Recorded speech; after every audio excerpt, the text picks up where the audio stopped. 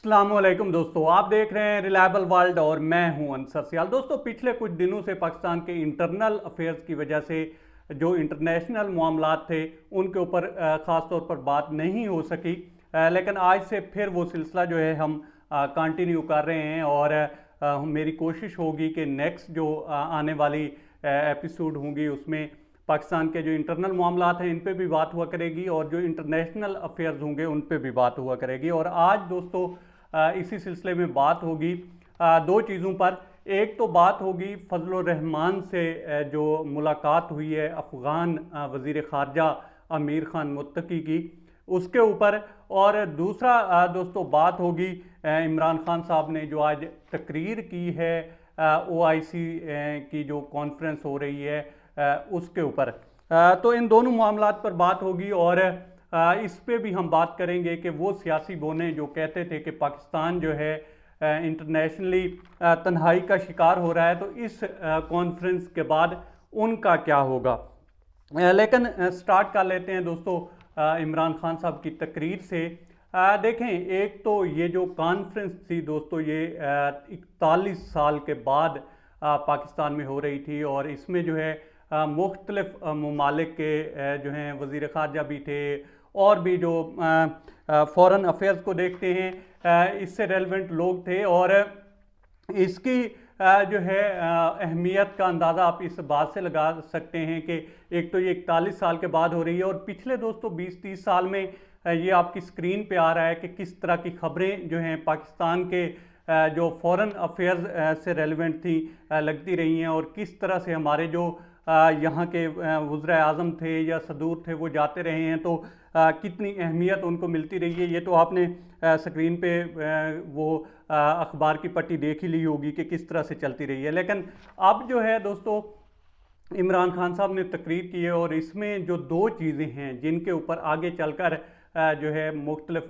ममालिक में डिस्कशन भी होगी, मीडिया भी करेगा, और वो ये है कि अफ़गानिस्तान के हवाले से ये कॉन्फ्रेंस थी, तो उसमें फ़लस्तीन और जो कश्मीर का डिस्प्यूट है उसके ऊपर क्यों बात की गई है। देखें, पहली बात तो ये है कि जो अफ़गानिस्तान के मामलात हैं दोस्तों वो काफ़ी संगीन हैं। वहाँ पे गुर्बत जिस तेज़ी से फैल रही है उसका आप अंदाज़ा इस बात से लगा सकते हैं कि वहाँ पे 70 से 80% असातिज़ा ऐसे हैं जिनको देने के लिए तनख्वाहें नहीं हैं। वहाँ पे ये सिचुएशन है, भूख है और भी काफ़ी सारे मामलात हैं। और अगर इसके चलते यही बात इमरान खान साहब ने भी की है, बाकी ममालिक के जो वज़ीर ख़ारजा थे या नुमाइंदे थे उन्होंने भी की है। भाई इस जो हालात हैं इनमें अगर मदद ना की गई अफ़गानिस्तान की, तो जो लोग कहते हैं कि हमने ये मसला हल कर दिया उन्हीं के लिए मसला पैदा हो सकता है। क्योंकि कुछ ममालिक की आदत रही है, एक पीछे अगर आप देखें तो तारीख रही है दोस्तों, कि वो मसाइल तो पैदा करते हैं लेकिन मसाइल पैदा करके निकल जाते हैं, दुम दबा कर भागते हैं यहाँ से, और वो जो मसाइल होते हैं वो भुगतने पड़ते हैं गरीब ममालिक को, जैसे हम भुगत रहे हैं। उसमें अफ़गान मुहाजिरीन भी हैं और भी बहुत कुछ है, दहशतगर्दी पाकिस्तान में आई। तो ये सारी चीज़ें हैं, इनके ऊपर तो इमरान खान साहब ने रोशनी डाली है, बाकी ममालिक ने भी डाली है। ख़ास तौर पर जो कश्मीर और फ़लस्तीन का जिक्र किया है इमरान खान साहब ने, वो इसलिए किया है कि शायद कुछ लोग ये इसका मतलब ले रहे थे कि इसमें जो है इन दोनों चीज़ों का जिक्र नहीं होगा। तीसरा इस्लामोफोबिया था, उसके ऊपर तो शायद लोग एक्सपेक्ट कर रहे थे कि खान साहब करेंगे, बात करेंगे, लेकिन इस पे वो ये समझ रहे थे कि शायद नहीं होगी।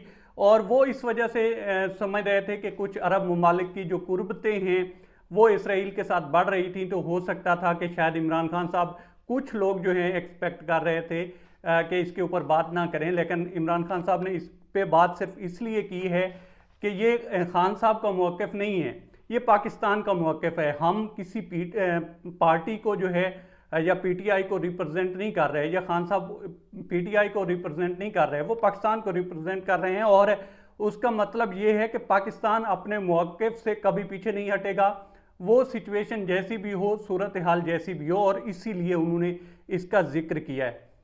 अब जहाँ तक बात है दोस्तों दूसरे मामले की कि फजल रहमान से जो अमीर ख़ान मुत्तकी हैं, फ़ॉरेन मिनिस्टर हैं अफ़गानिस्तान के, वो क्यों मिले हैं। तो भाई इसका मतलब ये नहीं है कि हुकूमत तन्हाई का शिकार हो गई और अफ़गानिस्तान के वो जो तालिबान के डेलीगेशन है वो उनको क्यों मिल रहा है, तो ऐसा बिल्कुल नहीं है। इस तरह से जो बाहर के ममालिक के गेस्ट हैं वो आते रहते हैं। पिछले दिनों जो है वो शहबाज शरीफ साहब से भी मिले थे, बीबी मरियम से भी मिले थे। तो इस तरह से मुलाकातें होती रहती हैं और हर मुल्क जो है अपने फ़ायदा देखता है और उसके चलते जो है मुख्तलिफ लोगों से मुलाकातें करते रहते हैं। अब मौलाना फजलुर रहमान की काफ़ी जो है इसके ऊपर महारत है और काफ़ी सारे ऐसे लोग हैं जिनकी शायद तालिबान से ना बनती हो, लेकिन वो पीछे एक हिस्ट्री रही है, तो उस एतबार से वो मौलाना फजलुर रहमान से काफ़ी उनकी जो है दुआ सलाम हो सकती है। तो इस वजह से जो है ये जो है मुलाकात हुई है।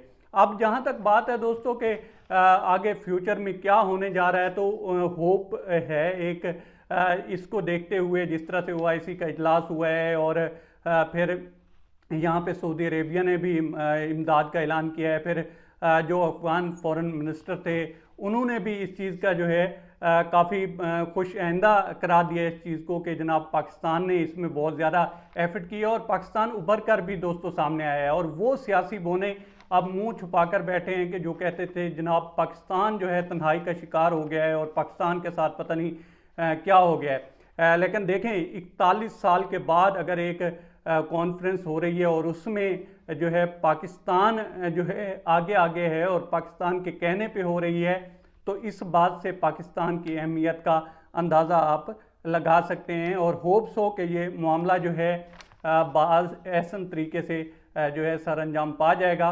बहरहाल अब तक इतना ही। आप दोस्तों से रिक्वेस्ट है कि आप हमारे चैनल का विज़िट करें और अगर आपको हमारे चैनल का कंटेंट पसंद आए तो इसे सब्सक्राइब करें। ताउन के लिए शुक्रिया दोस्तों। अल्लाह हाफ़िज़।